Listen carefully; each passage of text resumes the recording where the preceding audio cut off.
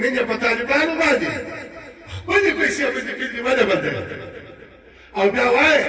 چې د طالبانو پیسې ختمې شي بدامني به راشي نو د دې بدامني ذموار خو ته یې ستا بشري حقوق څه شول ستا د پلار پیسې خو نه دي په تا خو څوک چنده نه کړي تا چې 20 کاله بې ځایه په افغانستان کې ظلمونه کړي دي نقصانونه دي رسولي دي د هغه نقصان هم ورکړه او د ده خپله شته شتمنۍ ورکړه په تا څوک تا کم نه کړي د تاسې څوک امداد هم نه غواړي ته دې خپل ستا امداد دا دی چې ته زما ایمان رانشې زه خپل ایمان ستا په ټوله دنیا نه درکوم زما خپله شتمني پرېږده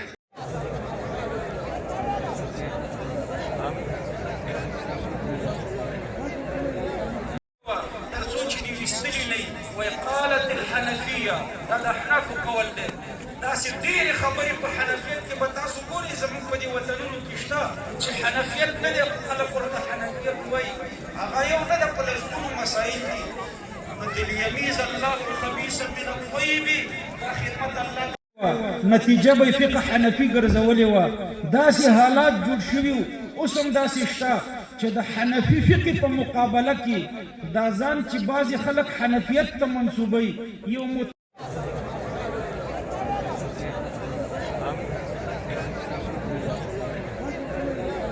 افغانستان مولانا شیخ رحیم الله حقانی صاحب نعرہ تکبیر مجز خانقا بشکست عهد اهل طریق را گفتم میان عالم وعابد شفا امیر المؤمنین شیخ المطلسم نعرہ تکبیر د افغانستان اسلامی امارت حضرت مولانا شیخ رحیم الله حقانی صاحب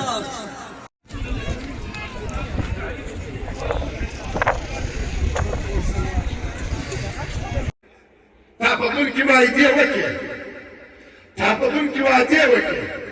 تا لاسلیک ورسره وکړه تا دستخطونه ورسره وکړه کومه وعده ده چې پر هغه تعلق نه دی تللی او نن یې ته په رسمیت نه منې نو چې دې وعده ورسره کړې ده هم دې وعده ورسره کړې ده هم دې شکست خوړلی دی او پر شکست سربېره بالا شرایط هم لګېږي دا خو ستا نه انصافي ده